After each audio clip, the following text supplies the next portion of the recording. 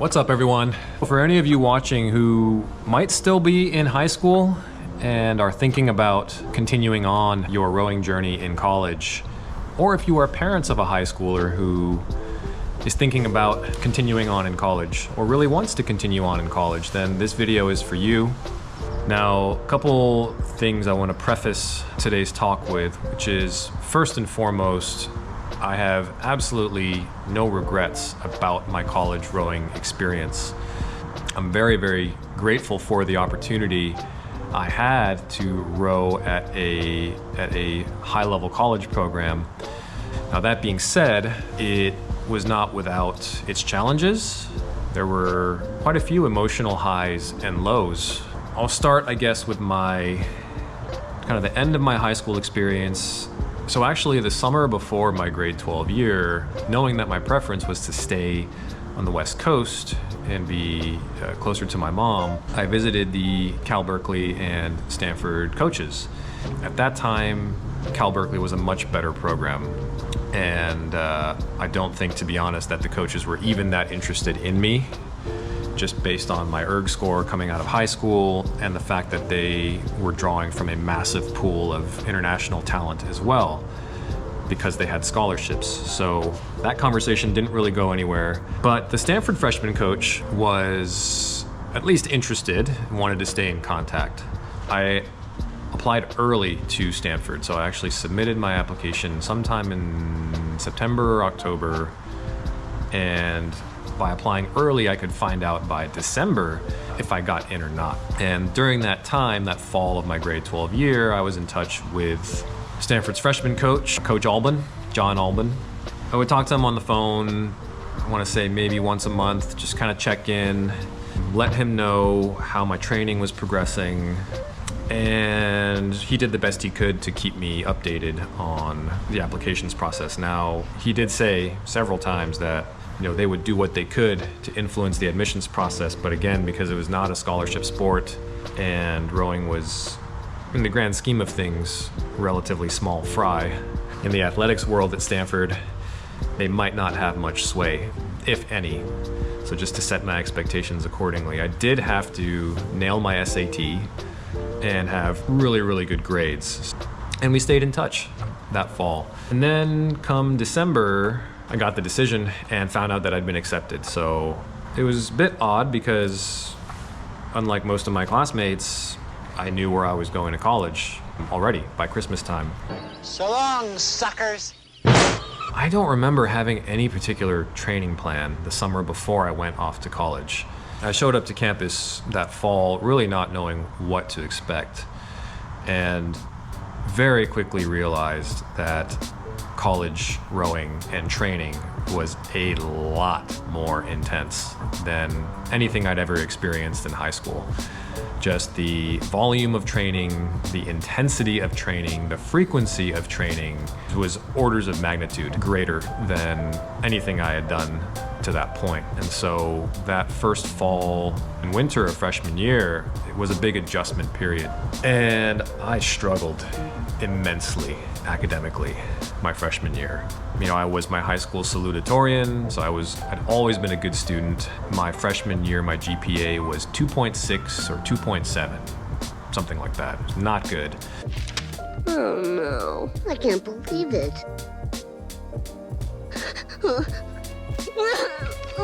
And I barely went to class, especially in the spring, which is our competitive season. I was really focused on rowing. I struggled to find that balance. Now, ironically, freshman year was, out of my 4 years at Stanford, probably my favorite year of rowing. We were a really scrappy group of guys. There were only 8 of us. We literally didn't have a 9th or 10th guy, freshman, on the roster. There were 2 walk-ons, guys who had not rowed at all or barely rowed prior to college, and we drastically overachieved. We were the first freshman 8 to make an IRA grand final. Ended up finishing 5th in the country that year. I don't know that any of us, or Coach Albin for that matter, ever thought that that was a possibility when the year started. So it was a wild ride. one that I have very, very fond memories of just because of what we were able to accomplish as significant underdogs. But like I said, that year was not without struggle off the water. School did not go well, and to some degree I almost didn't care. I think maybe just because I had put so much pressure on myself in high school, and getting into Stanford I felt like to an extent I'd made it. I just took my foot off the gas in the classroom, and because I was finding success in rowing and on the water, I was okay with that. Sophomore year, we returned most of the guys from the freshman 8. We had a few guys older than us who were phenomenal rowers, incredibly talented, very strong guys, future Olympians actually. We had at that time 3 or 4 past and future Olympians on the roster. Having 4 Olympians on the roster, the rest of us kind of knew that we were all gunning really for 4 spots in the boat. So it was very competitive. I ended up barely making the varsity boat for the spring. It was a little bit of the opposite actually of my freshman experience, where we had a fast boat, or what we thought was a fast boat, and we underachieved. We failed to make the grand final at the national championships, and we ended up winning what is called the petite final, which is basically the B final that decides places 7 through 12. So not much of a consolation prize. It was just a very disappointing end to the year. And then my junior year, I'll kind of skip through. Honestly, that year is a bit fuzzy. We ended up not even sending any 8s to the national championship. I think our coach didn't send any boats that year as a form of protest over some of the rule changes that took place. I can't even remember the exact reason, but the net of it was we didn't send any 8s to the national championships. So kind of ended that year on a whimper as well. I think I spent that year in the JV boat and the junior varsity boat.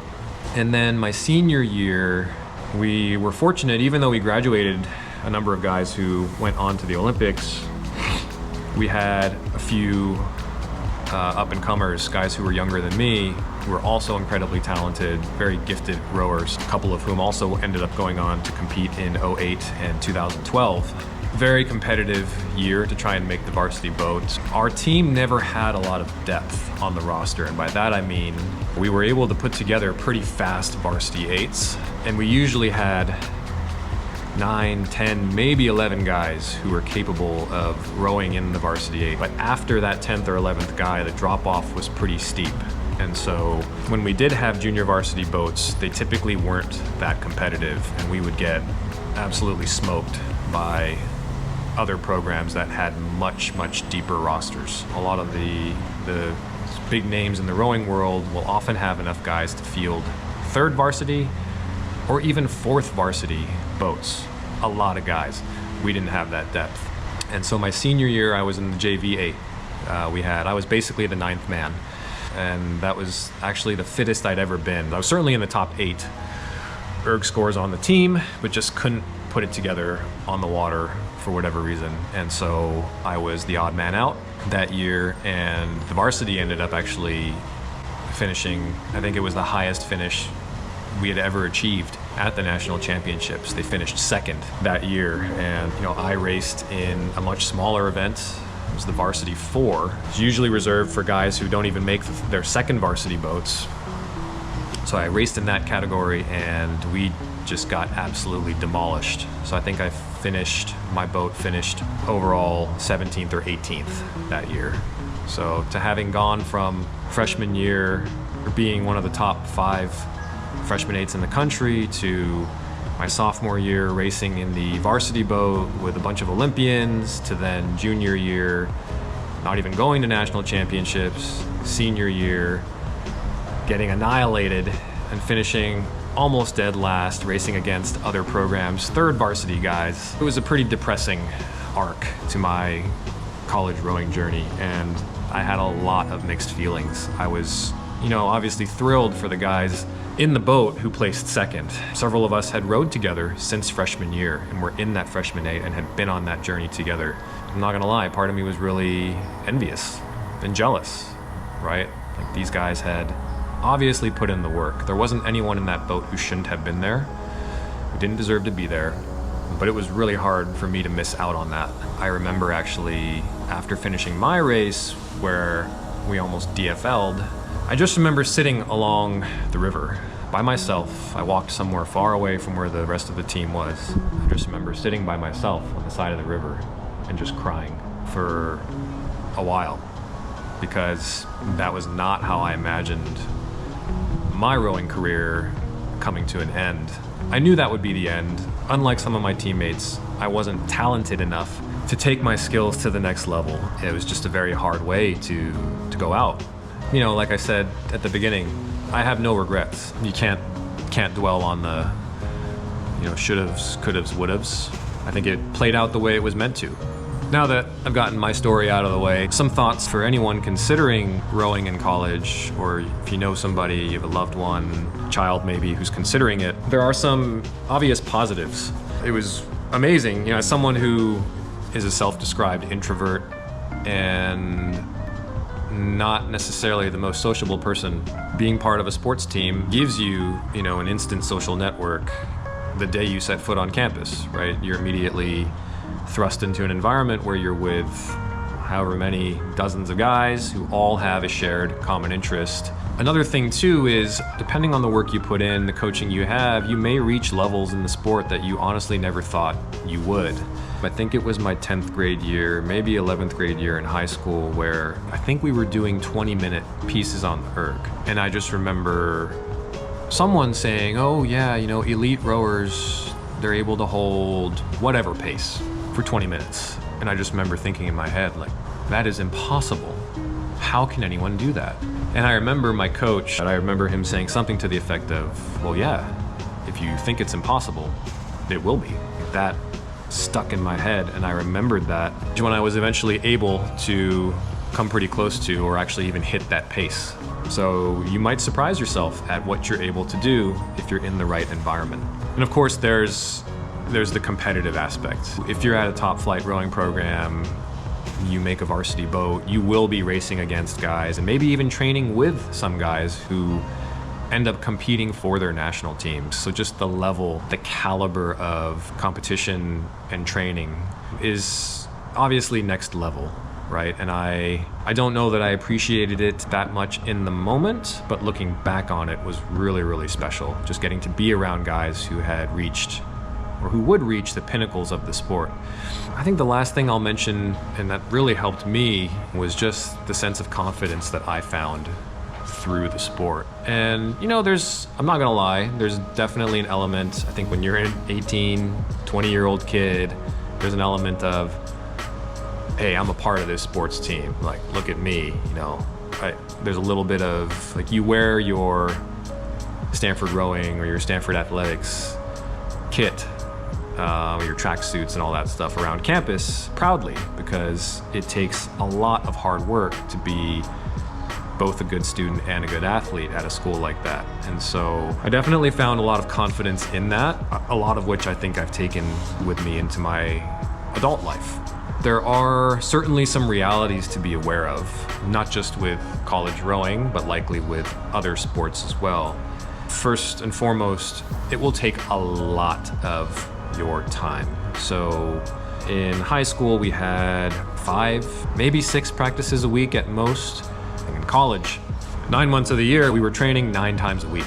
In just terms of hours, you're spending easily more than 20, closer to 25, even sometimes 30 hours a week in training. And not just in training, but, in transit to and from the boathouse. If you're injured, you might be doing physical therapy, right? There may be other things you have to do around your training that will obviously take away from anything else you have going on. So you'll always feel there will always be that tension between academics, your sport, and any semblance of a social life you want to have. That tension never goes away.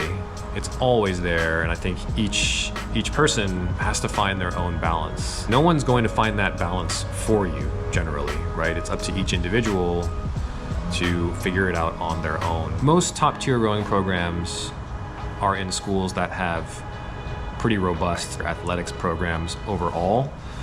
And with those programs comes access to a lot of incredible resources. So if you need help academically, oftentimes there will be academic centers, tutoring centers within the athletic department, There will be access to all sorts of sports medicine specialties, right? So if you're injured, you can go see a physical therapist, etc. Right? A whole plethora of resources available to student athletes. Now, that being said, it falls to the athlete to avail themselves of those resources, right? Coach is not going to tell you, you need to go see the tutor, you need to go do physical therapy. Your coaches are really focused on rowing. They're experts in the sport of rowing. That is what they're being paid to do. That is what their focus is on. If you need help in other areas outside of rowing, it's going to be on you to seek that out.